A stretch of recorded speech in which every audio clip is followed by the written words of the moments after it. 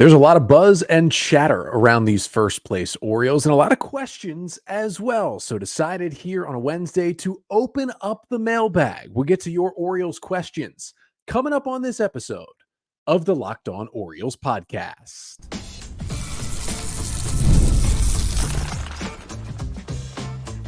You are Locked On Orioles, your daily Baltimore Orioles podcast. Part of the Locked On Podcast Network, your team every day.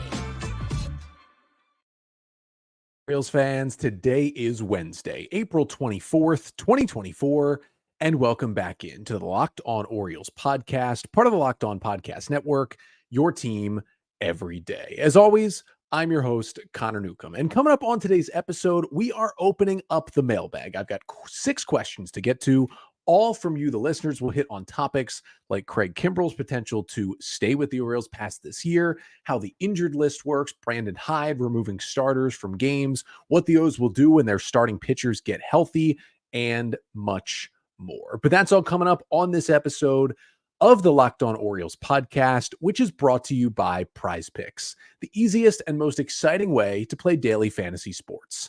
Go to prizepicks.com/lockedonmlb and use all lowercase locked on MLB. That is code all lowercase locked on MLB for a first deposit match up to $100.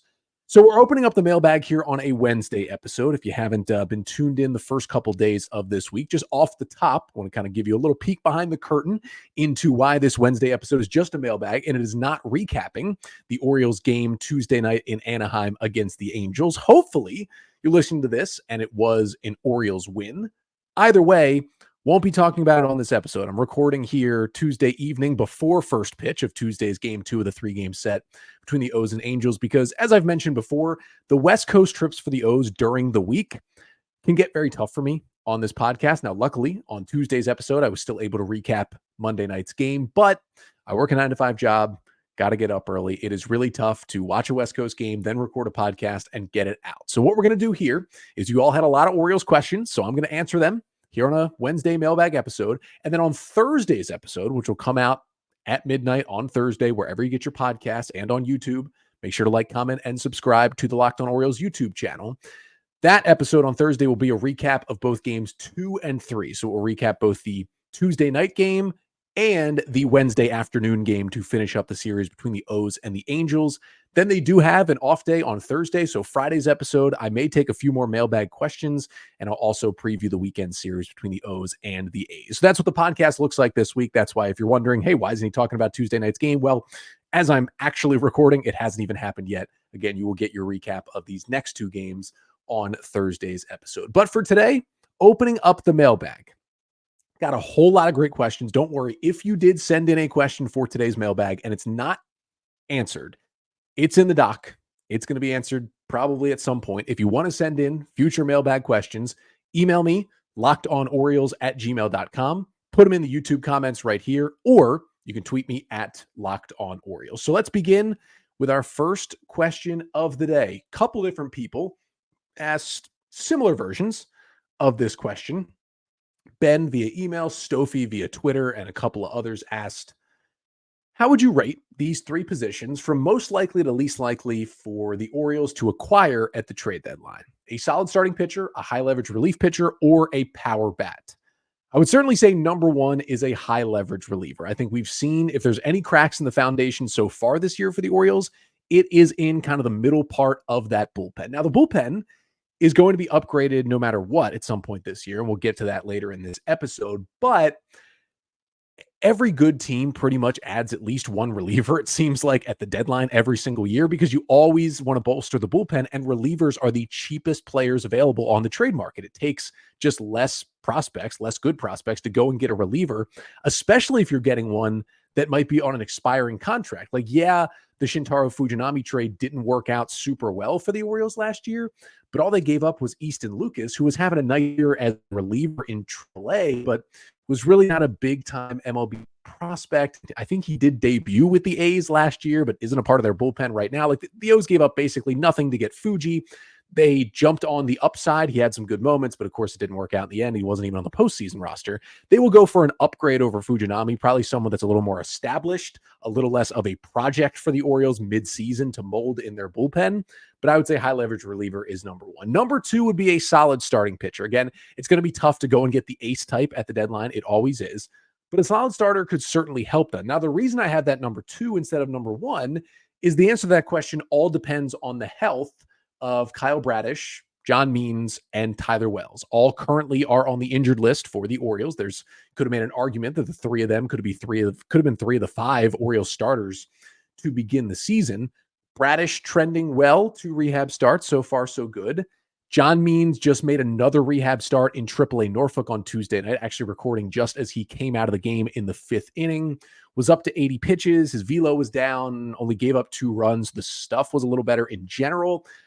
He only has one more rehab outing until the Orioles have to make a decision on him. I'm a little worried about him, but he's there. And then Wells currently is on the injured list with that elbow inflammation. It's all going to depend how healthy those guys get. If Bradish, Means, and Wells all come back healthy, then you've got Bradish and Means in the rotation. You've got Wells most likely in the bullpen. You have Rodriguez and Burns and Kramer, and you have a Cole Irvin and Albert Suarez there if you need them. And you've got a lot of depth, and you probably don't go get a starter.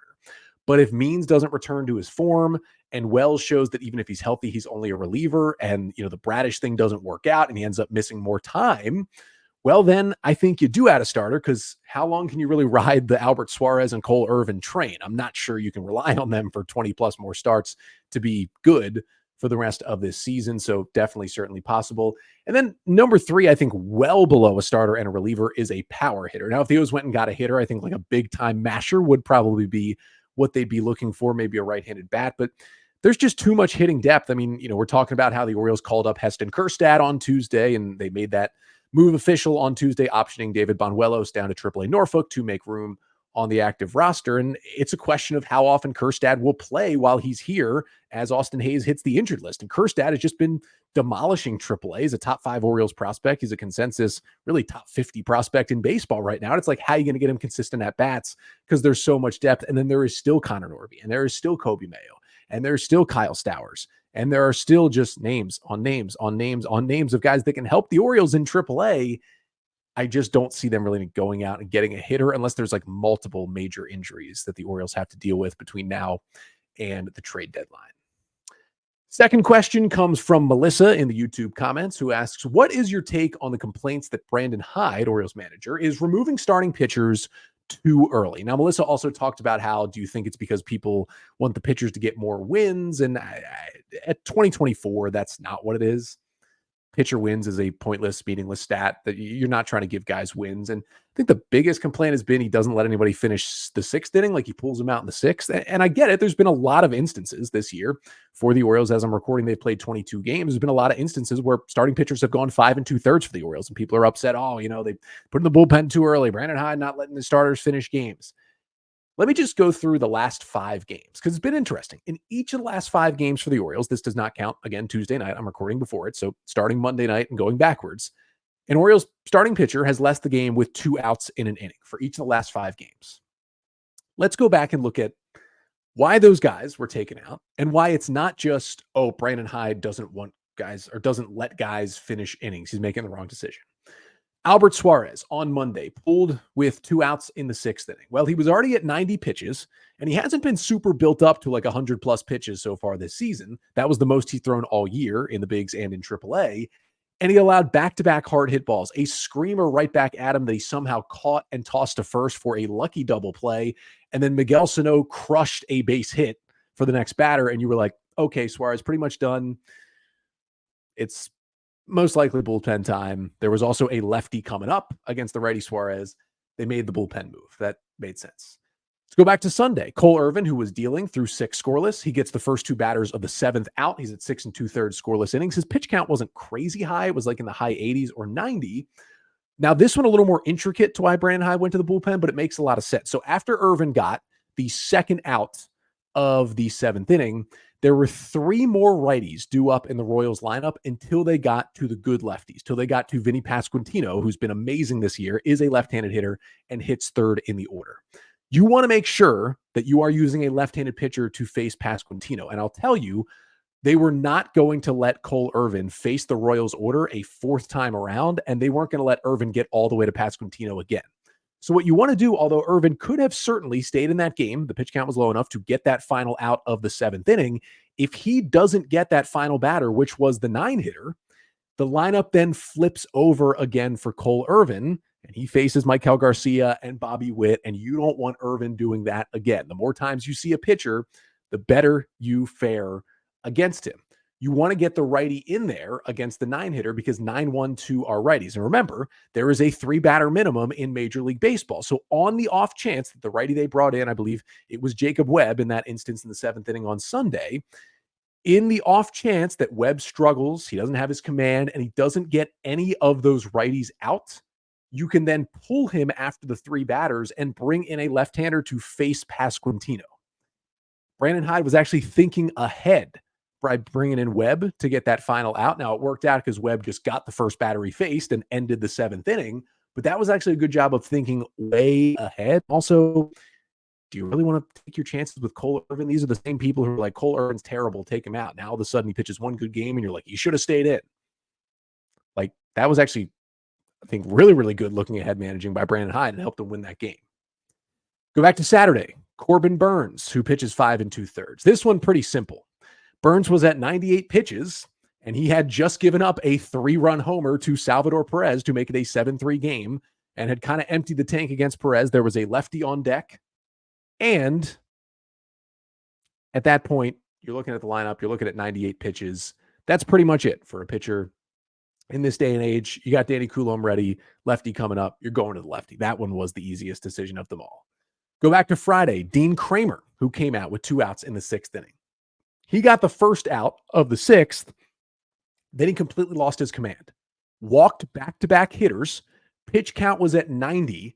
Salvador Perez coming up. He threw a cutter right down the middle, and the Orioles were lucky. Perez got under it, just ended up flying out to left field. That pitch could have been a 3-run homer, and Hyde saw that immediately. There was a lefty on deck. The lefty Aiken was ready. He immediately came out there and pulled Dean Kramer out of the game. Now, that one didn't work because Aiken had a complete blow up and allowed 5 runs to score before that 6th inning finally ended, but it's not always about the results. There can still be good process, good decision-making, and bad results. It happens all the time. When you walk back-to-back hitters and you're ready to face the middle of the lineup, you don't want your starter out there much longer, especially at 90-plus pitches. And then back to last Wednesday, Albert Suarez, 5 2/3 scoreless, came out of the game. It was his first Orioles start. He was pushing 90 pitches. There was a lefty coming up. There was a lefty ready in the pen. All of these decisions make sense. And maybe it's up to Orioles starters to not get themselves into trouble like this in the 6th inning. Like, I get in Irvin's case, he had gotten everybody out. It was just more about Hyde kind of looking ahead. But Monday with Suarez, he got himself into trouble. Saturday with Burns, he gave up the 3-run homer, got himself in trouble. Kramer on Friday gave up the back-to-back walks, got himself in trouble. Brandon Hyde doesn't want to let things spiral on a starter when he's got good relievers he trusts out there. That's how he's managing the game. You got to look ahead and think about, it's really hard to manage the game from your couch because the things you're thinking about, there are 50 other things that Brandon Hyde has to consider that you may not even know about when making these decisions. That goes across the board for all 30 managers. And I think he's done a pretty good job so far this season. And the track record shows with 101 wins last year that he's done pretty well. That doesn't mean I haven't gone against some of his decisions. He's made some wrong decisions this year. Don't worry. Like, that's definitely happened. But overall, taking guys out in the 6th with 2 outs, like, it's just a matter of circumstance each time. It's kind of up to these starters to, hey, don't get yourself in trouble, and you can finish that 6th inning. 4 more mailbag questions to get to here on this episode. Coming up next, we're talking a little bit about the injured list and a little bit about Craig Kimbrell. And so a couple of questions on those topics. But first, this episode of the Locked On Orioles podcast is brought to you by Monopoly Go. Now, here's a big one. You got to look at the leaderboards on Monopoly Go. You can keep your eyes on the scores, and you can find yourself on top. That's right. Talking about the hit mobile game Monopoly Go. You've probably heard of it. It's been downloaded over 150 million times. It's a great twist on the classic Monopoly where you can play it anywhere and anytime. And you can explore hundreds of Monopoly boards from Las Vegas to Camelot to the moon, all while raking in a huge fortune. You can charge rent on iconic properties just like in classic Monopoly. You can charge your friends or you can go after the monopoly money by pulling bank heists and taking wrecking balls to their landmarks. But my favorite part is the leaderboards. We can see who's a monopoly tycoon and who's gone bankrupt. So get yourself on the charts. Download Monopoly Go now, free on the App Store and Google Play. And this episode of the Locked On Orioles podcast is also brought to you by PrizePicks. Now, the MLB regular season is underway, and you don't want to miss your chance to add your favorite players from the diamond in your PrizePicks entries, whether it's strikeouts, RBIs, first inning runs. Just take your pick of more or less. That's it. You just pick more or less in any of those stat categories, and a number provided by PrizePicks, just more or less. You could win 100 times your money on PrizePicks, especially as the NBA playoffs get going, and they've got stats and entries every single night. It's really fun to play. It's really interesting. It's kind of a different take on fantasy sports. You just got to make one decision, more or less. It really makes it that simple for you as well. So download the app today and use code LOCKEDONMLB for a first deposit match up to $100. Again, download the PrizePicks app today and use code LOCKEDONMLB for a first deposit match up to $100 at PrizePicks. Pick more, pick less. It's that easy.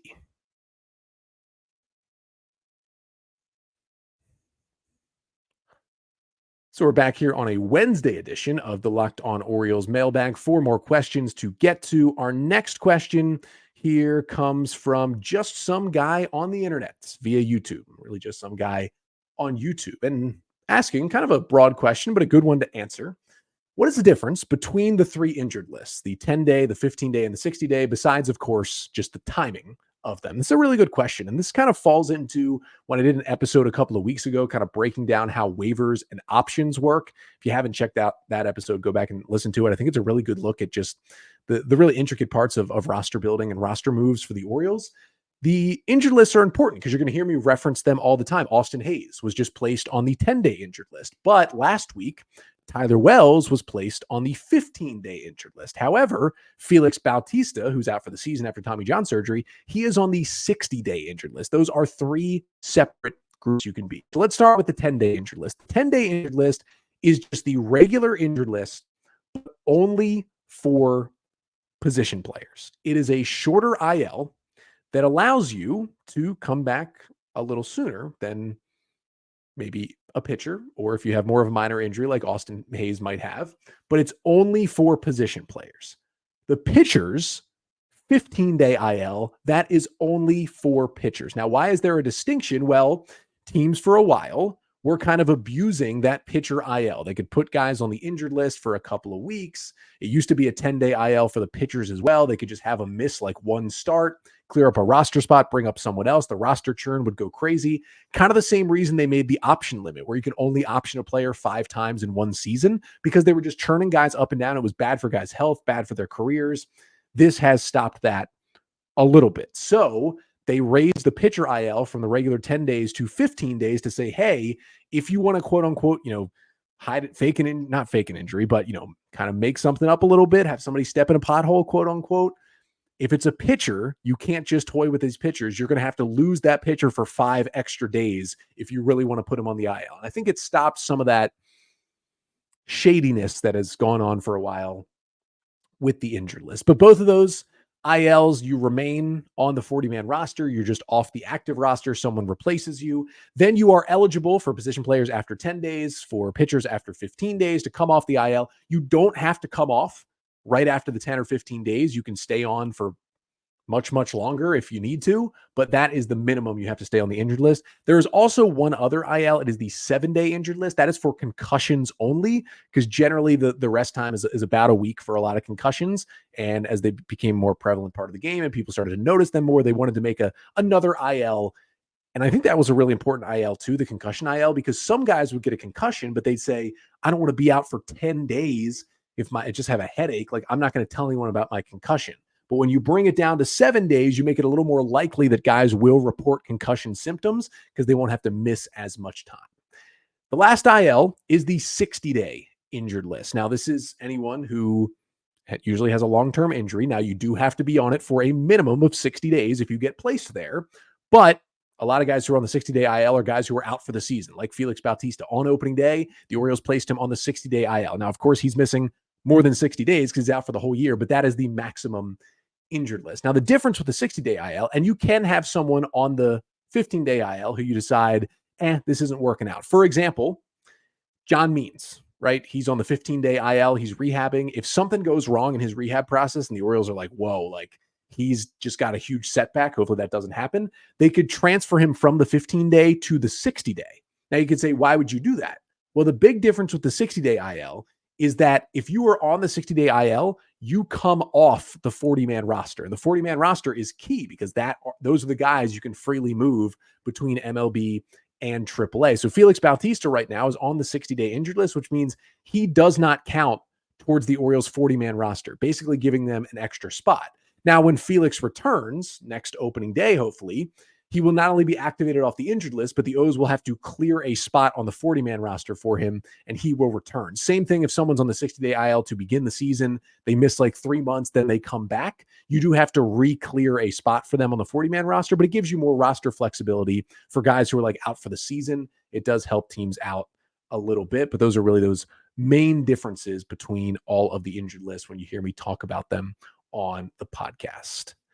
Next question comes from Walter in the YouTube comments, who asks, is there any chance the Orioles would exercise Craig Kimbrel's 2025 team option? Now, if you weren't aware, when the Orioles signed Kimbrel to what was initially reported as a 1-year, $12 million deal in free agency earlier this offseason, they also included a team option, which would be for $13 million in 2025. What that means is at the end of this season, the Orioles will have, I believe, 5 days after the World Series ends to decide whether or not they'd like to keep Kimbrel. If they pick up his option, he will be under contract next year with the O's for $13 million. If they decline his option, they will pay him a $1 million buyout, and he will become a free agent once again this offseason. Now, the assumption was when the deal was signed that the O's would have Kimbrel for 1 year, then Felix would come back in 2025 to be the closer, and Kimbrel would go elsewhere. But Craig Kimbrel's pitched so well. He's got a 0.9 ERA. Now, it's not going to stay that low all season, but he's looked really, really good. This has looked a lot closer to vintage Kimbrel than we've seen the last couple of years. And for $13 million, especially with David Rubenstein as the owner now, like that's nothing. If John Angelos was willing to pay $12 million for Craig Kimbrel, Rubenstein would certainly be willing to pay $13 million for Kimbrel next year. And imagine Bautista and now Kimbrel gives you a little bit of a fallback option if Bautista comes back, but he's not himself. He needs more time after the Tommy John surgery, whatever it may be. Kimbrel has shown he's a really strong backup option to be that closer. And now Kimbrel in other stops, he has struggled when he's been out of the closer role. So it could be tough to like move him to the 7th or 8th inning when Bautista's all good. But Kimbrel's still a good pitcher. And if he's on the team next year, no matter what, he would be one of the Orioles' best 8 relievers and would help their bullpen. So I say pick up the option. I mean, I think the Orioles would certainly consider it. I say, why not? Give yourself more depth, give yourself more talent. As long as he's pitching like this throughout the season or something close to this, he helps your team next year. And I would certainly do it. 2 more questions to get to finish off the mailbag. One about the Rule 5 draft and the players who could be traded at the deadline this year because of it. And a question a little bit about Jackson Holliday. Those are both coming up next.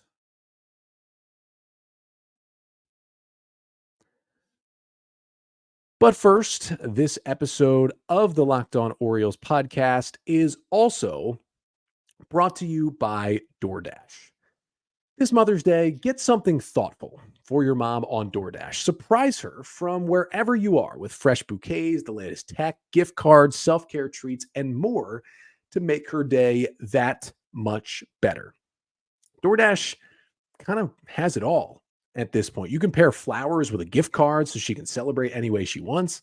Mom, a bookworm? Try a bookstore gift card. If she love a good latte, get a gift card to her favorite coffee shop. You really can't go wrong with DoorDash. And you can even shop with savings that would make her proud. With a Dash Pass membership, you'll save with a $0 delivery fee and reduce service fees on eligible orders from Dash Pass merchants that meet the minimum subtotal. Other fees, including a service fee, apply, and terms apply there as well. But get all your Mother's Day gifts all in one place and get 50% off your next order, up to $15 when you spend $15 or more on your next flower, convenience, grocery, or retail order now with code LOCKEDONMLB. That is LOCKEDONMLB.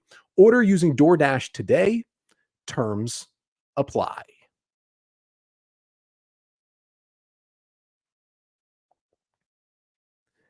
So we got a couple more mailbag questions to get to here on the pod to finish up this episode.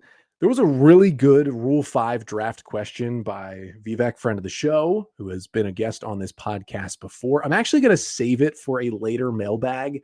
I wanted to get to two other questions. Don't worry, Vivek. We're going to get to that one on a later pod. We're actually going to move on to Zachariah's question that came from Twitter. Said if the Orioles actually did send Jackson Holliday to AAA, which I don't think they're going to do now, but it is possible if he really starts continuing to struggle like into May and beyond, what would be the corresponding move? And that is a good question because we know Jackson Holliday going into play Tuesday, 1 for 30 on the season. And if he's like 3 for 50 or something in May and the strikeouts are still piling up and he's not hitting the ball hard, like the Orioles would consider sending him down. And honestly, if Austin Hayes is maybe out for a little longer than the minimum 10 days he'll spend on the injured list. Remember, he would be eligible to be activated next Wednesday, May 1st off the IL. But if it does take a little more time, maybe it takes another week for Hayes to come back. And by that point, at May 8th, Holliday again is like 2 for 50 or something. And it's really, really bad. There's a chance where just when Hayes would get activated, then they would just send Jackson Holliday down to remake room for Austin Hayes. And then you would essentially keep Heston Kjerstad. You'd still have Jorge Mateo and Ramon Arias to be the infielders on the roster who would play some more. And you'd try to find the at-bats for Kjerstad where you could, maybe DHing against some lefties, rotate him in for Santander and O'Hearn and Mountcastle and others. But there's a chance that timing just doesn't work, right? There's a chance that Hayes is back after the 10 days and Holliday is maybe struggling a little bit still, but not at the point where the O's want to send him down. And so maybe Hayes does come back. They optioned Kjerstad back to AAA. And then 2 weeks later, it becomes apparent, okay, Jackson Holliday maybe really does need another trip to AAA. I would think if they're going to send Jackson Holliday down, there's one of two options. One is you just call up more of a veteran type who's a bench player, who's cool with not playing much at all, similar to what basically Tony Kemp was doing for a week to begin the year before he was replaced by Holliday. And you just end up playing, Arias and Mateo more. Now that veteran would be Nick Maton, who cleared waivers and is still in AAA with Norfolk. The issue is Maton is currently on the injured list. He's been there since April 10th, unsure when he'll be activated. If he's still on the IL, well, he's obviously not an option. If he's healthy, could be the option. If he's not, I think really the only other guys the O's have to turn to are some prospects. So if you did send down Jackson Holliday, if it's not going to be Nick Maton, I don't think it would be Kyle Stowers to add another outfielder, left-handed bat. I mean, maybe it could be. He would certainly be an option along with, Kjerstad, as I mentioned. But really, it could be an opening for either Connor Norby or Kobe Mayo to get a call up. You would replace an infielder with an infielder. The O's already have a lot of left-handed hitters, so it'd be nice to get a right-handed hitter up there. Norby and Mayo both hit from the right side. And you could give them their chances. Now, neither of those guys are currently on the 40-man roster, so you'd have to make some space there. But I think you could give either of those guys a little bit of a chance, a little bit of a run, and you can kind of do the flip-flop where, okay, you don't want to have two guys at the same time try to learn how to hit in the big league. So if you do send down Holliday, that could be your opening to give Norby or Mayo his first chance to kind of figure it out a little bit at the big league level as well. That's where I think they would go if it did, unfortunately, get to that point for Holliday. And the last question was a good one. It came from Ace via Twitter, so I did want to get to it as the final mailbag question on today's episode. Ace asks, and some people have been asking various versions of this question, what corresponding moves will happen if all of the Orioles pitchers come back healthy fairly soon? That's Tyler Wells, Kyle Bradish, John Means, and CNL Perez, all currently on the injured list. Let's say May 1st, miraculously, all of them are like, I'm healthy. All four of them will rejoin the Orioles on May 1st. What would those moves look like? So if everybody's perfectly healthy, and I still question those things about Bradish and even more so John Means right now, if everybody's perfectly healthy, I think when you activate them all, my rotation would be Corbin Burns, Kyle Bradish, Grayson Rodriguez, Dean Kramer, and John Means. Those would be my five in the rotation. My perfect bullpen then would be, of course, Craig Kimbrell, Yennier Cano, Danny Coulombe. Then I would put Tyler Wells into that bullpen. I would still give CNL Perez a spot back in that bullpen. Cole Irvin, they're not going to give up on that fast. He would be in that bullpen. And honestly, you have two spots left for what I would think would be three guys. I think if you're bringing back Tyler Wells to put in the bullpen, Johan Ramirez, DFA'd, like it was a good try, but just didn't get enough time to figure it out. You're bringing back CNL Perez to put him in that bullpen. Mike Baumann, DFA'd. I'm sorry, Mike. It just has not gone well at all. You're bringing back Kyle Bradish put into the rotation, moves Cole Irvin to the bullpen. Keegan Aiken had a really good start to the year. It's been a little bit of a struggle lately, and he has options. So you can just send him down to AAA, which makes it easier. I think Aiken goes down. And then finally, John Means coming back. You got to make one more move. I don't know how you can DFA Albert Suarez right now. So maybe you put Albert Suarez in the bullpen, and that basically leaves one spot for either Dylan Tate or Jacob Webb. And I think Tate certainly has a higher ceiling. But here's the thing. Dylan Tate has options. Jacob Webb and Albert Suarez do not. And Webb has honestly been pretty good so far this year. Tate's had more blowups than Webb has. So I think what you would do initially, if they really did all come back at one time, Tate has options. So you would just send him to AAA Norfolk. You would keep Webb and Suarez. You let them battle it out for a little bit. And then eventually Dylan Tate would certainly rejoin the team. Aiken would be ready to rejoin the team at any time. But those are kind of the moves I would make. So it'd be a Kimbrel, Cano, Perez, Coulomb, Wells, Irvin, Suarez, Webb bullpen, which would be an interesting pitching staff. But again, the nice part for the Orioles is, at least in terms of making these decisions, those four guys aren't going to all be returning on the same day. There's going to be chances to ease them back in one by one, move some guys to the rotation, then into the bullpen, then make decisions on guys. It'll go all throughout May and maybe even into June as well. And some guys will be more effective than others. Some guys will be healthier than others. But if it did all come down at one time, I think that's what I would do with the Orioles roster. But that'll do it for today's episode. Hopefully Tuesday night was an O's win. Hopefully it was a Grayson Rodriguez gem and the Orioles clinched the series against the Angels. Either way, I will be back tomorrow, not only recapping the Tuesday night game, but also the Wednesday afternoon game between the Orioles and the Angels that finishes up the series. So as you're listening to this, that either the rubber match, the Orioles go for the series win, or it is the O's going for the sweep. Either way, it is a 4:07 start on Wednesday afternoon. Dean Kramer takes the ball for the Orioles. He was pretty good in his last start in Kansas City, but had those 2 walks in the 6th inning. Just couldn't finish the frame, and then his bullpen kind of let him down. He'll go up against the left-hander Tyler Anderson, so expect to see that righty-heavy lineup by the Orioles again on Wednesday. 34-year-old lefty Anderson, he's been really good this year. 1.42 ERA in 4 starts. Now, the thing is, he's getting pretty lucky. He's not striking anybody out. Now, he's not really walking anybody, but it's a lot of soft contact, a little bit of luck involved. But he did go 7 innings, 1 run in Cincinnati. His last start, a tough place to pitch.